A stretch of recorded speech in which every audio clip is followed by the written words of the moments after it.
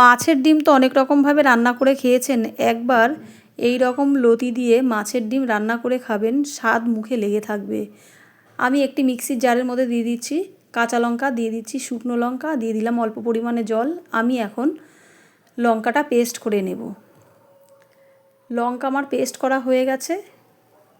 এখন আমি লতিগুলো কেটে নেব।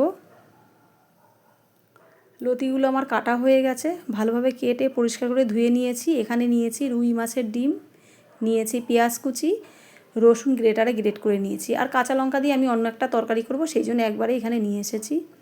এখন মাছের ডিমটা আমি হাত দিয়ে ভালোভাবে চটকে নেব। মাছের ডিমের মধ্যে নালি থাকে, এই নালিগুলো কিন্তু ফেলে দিতে হয়, অনেকেই জানে না, কিন্তু খেলে ক্ষতিকর। দিয়ে দিচ্ছি লবণ আর হলুদ, দিয়ে ভালোভাবে মাছের ডিমটা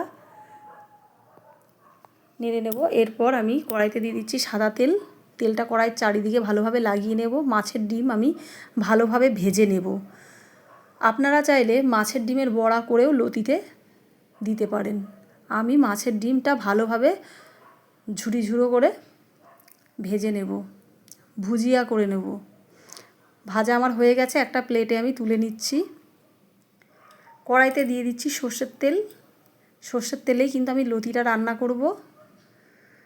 তেলটা গরম হয়ে গেছে, দিয়ে দিচ্ছি পেঁয়াজ কুচি, দিয়ে দিচ্ছি গ্রেট করে রাখা রসুন। পেঁয়াজ আর রসুনটা একটু ভাজা ভাজা হয়ে এলে দিয়ে দেব লতি। একটু ভালোভাবে নেড়ে নেব।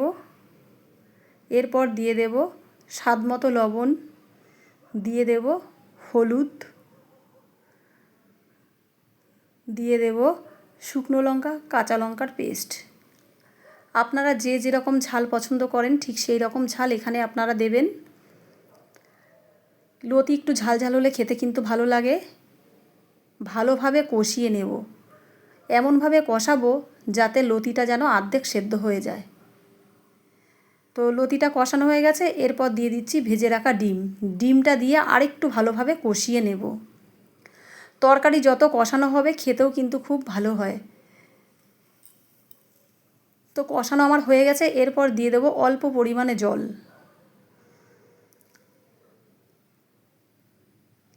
আর একটু ভালোভাবে নেড়ে নেব। এরপর আমি ঢাকা দিয়ে 10 মিনিট রান্না করে নেব। 10 মিনিট হয়ে গেছে, এখন আমি আপনাদেরকে ঢাকনা তুলে দেখাচ্ছি কত সুন্দর হয়েছে দেখুন।